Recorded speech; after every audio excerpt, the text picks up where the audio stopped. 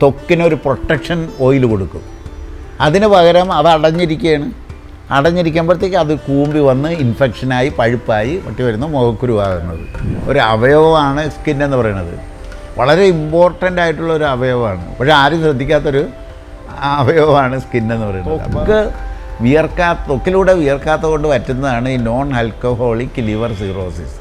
മദ്യം കുടിച്ചിട്ടില്ല, പക്ഷേ ലിവർ സിറോസിസ് വരുന്നു. ഇതിൻ്റെ കാരണങ്ങളിൽ മെയിനായിട്ട് വരുന്നത് വിയർക്കാത്തതാണ്. സോപ്പ് ഉപയോഗിക്കാതെ കടലമാവ് ഉപയോഗിച്ച് ഇഞ്ചയും ഉപയോഗിച്ചിട്ട് തേച്ച് കുളിക്കുന്ന ഒരു സ്വഭാവം നമുക്കുണ്ടായിരുന്നു. അങ്ങനെ എല്ലാവരും ആഴ്ചയിൽ ഒരു ദിവസം ചെയ്യേണ്ടതാണ്. ഒരുപാട് പേര് ത്വക്ക് രോഗമായിട്ട് വരുന്നുണ്ട്. സോറിയാസിസ് വരുന്നുണ്ട്, ക്യാൻസറാണെന്നും പറഞ്ഞിട്ട് ത്വക്കിന് ക്യാൻസർ വരുന്നുണ്ട്.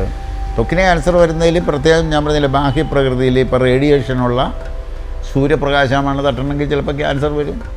ഇതിപ്പോൾ വിദേശ രാജ്യങ്ങളിലുള്ള എല്ലാവരും തന്നെ, തണുപ്പ് രാജ്യങ്ങളിൽ പോയിട്ടുള്ള നമ്മുടെ എല്ലാ ആൾക്കാരും ഈ ഒരു സാധനം ചെയ്തേ പറ്റൂ. അല്ലെങ്കിൽ അവർക്ക് അസിഡിറ്റി ഉണ്ടാകുകയും അസിഡിറ്റി കൊണ്ട് ലിവർ കൊളസ്ട്രോൾ ഉണ്ടാകുകയും ലിവർ സിറോസിസ് വരികയും ഫാറ്റി ലിവർ വരികയും ചെയ്യും. നമ്മുടെ ബാഹ്യപ്രകൃതിയിൽ നിന്നും ആന്തരിക പ്രകൃതിയെ, ശരീരത്തെ വേർതിരിച്ച് നടത്തുന്ന ഒരു ഘടകമാണ്, ഒരു അവയവമാണ് സ്കിൻ എന്ന് പറയുന്നത്. വളരെ ഇമ്പോർട്ടൻ്റ് ആയിട്ടുള്ള ഒരു അവയവമാണ്. പക്ഷേ ആരും ശ്രദ്ധിക്കാത്തൊരു അവയവമാണ് സ്കിൻ എന്ന് പറയുന്നത്. അപ്പോൾ അന്തരീക്ഷത്തിൽ വായു അസിഡിറ്റി ഉള്ളതാണ്, പുകപടലങ്ങൾ നിറഞ്ഞതാണെങ്കിൽ സ്കിന്നിനത് ബാധിക്കില്ലേ? സ്കിന്നിനത് ബാധിക്കും. കാരണം ബാഹ്യപ്രകൃതിയിൽ എന്തിനേയും പ്രതിരോധിച്ച് നിർത്തേണ്ട അവയവം എന്ന് പറയുന്നത് സ്കിന്നാണ്. ഈ സ്കിന്നിന് ഒരു സ്ക്വയർ ഇഞ്ചിൽ 650 സുഷിരങ്ങളുണ്ട്, രോമകൂപങ്ങൾ. അതായത് വിയർപ്പ് വെളിയിലേക്ക് വരാനായിട്ടുള്ള ഒരു ദ്വാരങ്ങളുണ്ട് അവിടെ.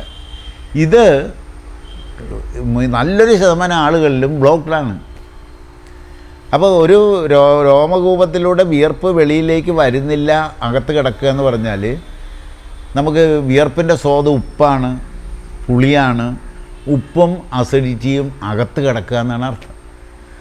അപ്പോൾ ഈ വിയർത്ത് വെളിയിലേക്ക് പോകാതിരുന്നാൽ ത്വക്കിൻ്റെ ഉള്ളിൽ രോമകൂപം അടഞ്ഞിരിക്കുന്ന ഭാഗങ്ങളിൽ മുഴുവൻ ഉപ്പും അസിഡിറ്റിയും അക്യുമുലേറ്റ് ചെയ്യുകയും അത് ക്യാൻസറിന് കാരണമാണെന്ന് പ്രൂവ് ചെയ്തിട്ടുള്ളതാണ്.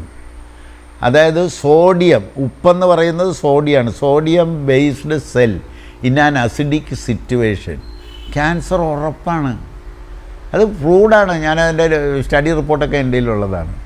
അപ്പോൾ വിയർക്കുക എന്നുള്ളത് അതിപ്രധാനമാണ്. രോമകൂപങ്ങൾ മുഴുവൻ, ചില ഭാഗങ്ങൾ വിയർത്താൽ പോരാ, ശരീരം മാസകലമുള്ള രോമകൂപങ്ങൾ തുറക്കണം. അല്ലെങ്കിൽ ഇപ്പം തന്നെ കണ്ടുവരുന്ന ഒരുപാട് വ്യാപകമായി കൊണ്ടിരിക്കുന്ന ഒരു കാര്യമുണ്ട്.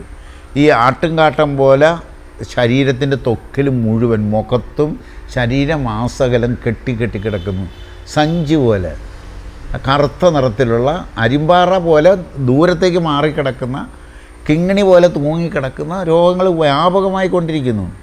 ഇത് രോമകൂപങ്ങൾ അടഞ്ഞു പോയിട്ടാണ്. അത് അസിഡിറ്റി കൊണ്ട് അടഞ്ഞു പോകും. ഇപ്പോൾ ബ്ലഡിൽ അസിഡിറ്റി വന്നു കഴിഞ്ഞാൽ പുറത്തേക്ക് വരുന്ന വിയർപ്പ് അസിഡിക്കാണ്. ഹെവി അസിഡിക്കായാൽ ആ കോശം അങ്ങ് ചത്തുപോയാൽ അവിടെ ബ്ലോക്കിലായി. അപ്പോൾ ഇതാണ് ഈ അസിഡിറ്റിയുടെ മെയിൻ പ്രധാന കാരണങ്ങളിൽ ഒന്ന് ഇതാണ്.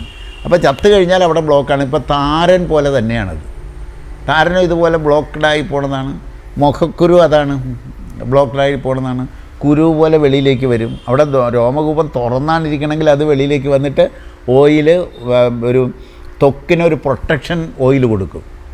അതിന് പകരം അത് അടഞ്ഞിരിക്കുമ്പോഴത്തേക്ക് അത് കൂമ്പി വന്ന് ഇൻഫെക്ഷനായി പഴുപ്പായി മറ്റു വരുന്ന മുഖക്കുരുവാകുന്നത്. അപ്പോൾ ഇതെല്ലാം കാര്യം വിയർക്കുന്നില്ല. ഈ ത്വക്ക് രോഗത്തിൻ്റെ പ്രധാന കാരണങ്ങളിലൊന്നാണ്. അന്തരീക്ഷത്തിലെ പ്രശ്നം ഒന്ന്, വിയർക്കാതിരിക്കുന്നത് ഒന്ന്. അപ്പോൾ അതോടൊപ്പം തന്നെ ത്വക്കിൻ്റെ ഹെൽത്ത് തീരുമാനിക്കുന്നത് HDL ആണ്, കൊളസ്ട്രോള്. HDL എന്ന ഹൈ ഡെൻസിറ്റി ലിപ്പോപ്രോട്ടീൻ എന്ന് പറയുന്ന കൊളസ്ട്രോൾ.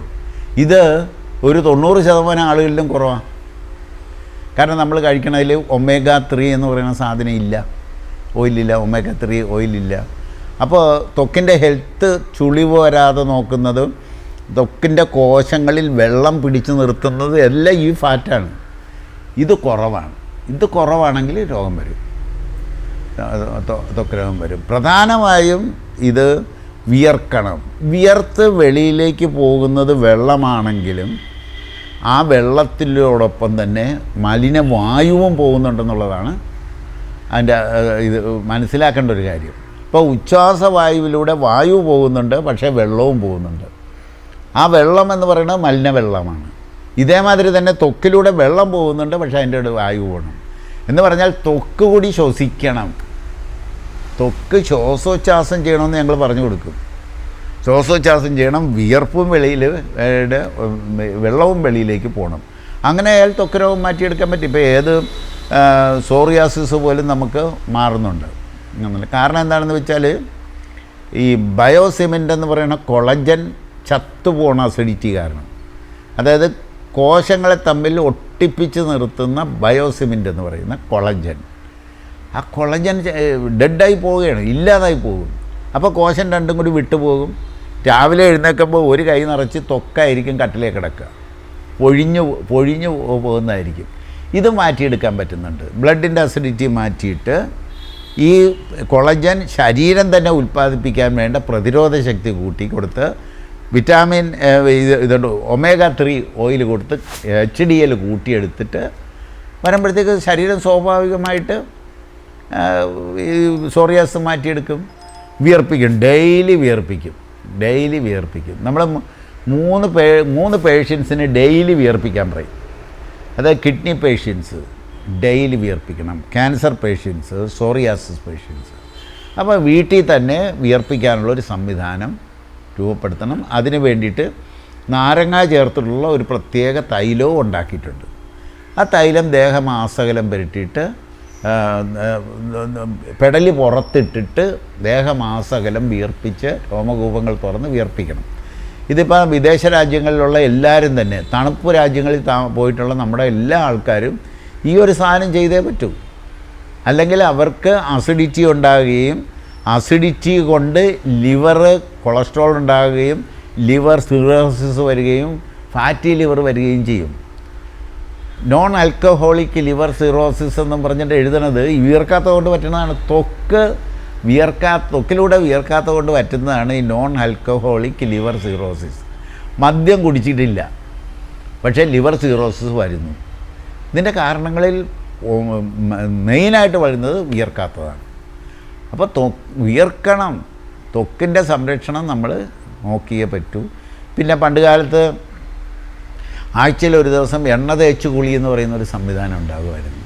അതിന് 40 തൈലം മേടിച്ചിട്ട് എണ്ണ തേച്ച് കുളിക്കും. എണ്ണ തേച്ച് പിടിപ്പിച്ച് കുറച്ച് സമയം എണ്ണ തേച്ച് നിന്ന് സോപ്പ് ഉപയോഗിക്കാതെ കടലമാവ് ഉപയോഗിച്ച് ഇഞ്ചയും ഉപയോഗിച്ചിട്ട് തേച്ച് കുളിക്കുന്ന ഒരു സ്വഭാവം നമുക്കുണ്ടായിരുന്നു. അങ്ങനെ എല്ലാവരും ആഴ്ചയിൽ ഒരു ദിവസം ചെയ്യേണ്ടതാണ്. അതിന് നേരം കണ്ടെത്തണില്ല നമ്മൾ. അത് ഈ ത്വക്കിൻ്റെ പ്രാധാന്യം നമ്മൾ കണക്കിലെടുക്കാത്തത് കൊണ്ടുള്ള ഒരു പ്രശ്നം ഇപ്പോൾ വ്യാപകമായിട്ട് വരുന്നുണ്ട്. ഒരുപാട് പേര് ത്വക്ക് രോഗമായിട്ട് വരുന്നുണ്ട്. സോറിയാസിസ് വരുന്നുണ്ട്, ക്യാൻസറാണെന്നും പറഞ്ഞിട്ട് ത്വക്കിന് ക്യാൻസർ വരുന്നുണ്ട്. ത്വക്കിന് ക്യാൻസർ വരുന്നതിൽ പ്രത്യേകം ഞാൻ പറഞ്ഞില്ല, ബാഹ്യപ്രകൃതിയിൽ ഇപ്പോൾ റേഡിയേഷനുള്ള സൂര്യപ്രകാശമാണ് തട്ടണമെങ്കിൽ ചിലപ്പോൾ ക്യാൻസർ വരും. അപ്പോൾ അത് വളരെ പ്രധാനപ്പെട്ട ഒരു അവയവമാണ് ത്വക്ക് എന്നുള്ളത് കണക്കിലെടുക്കുകയും അത് സംരക്ഷിക്കാൻ വേണ്ട നടപടികൾ എടുക്കുകയും ചെയ്യണം.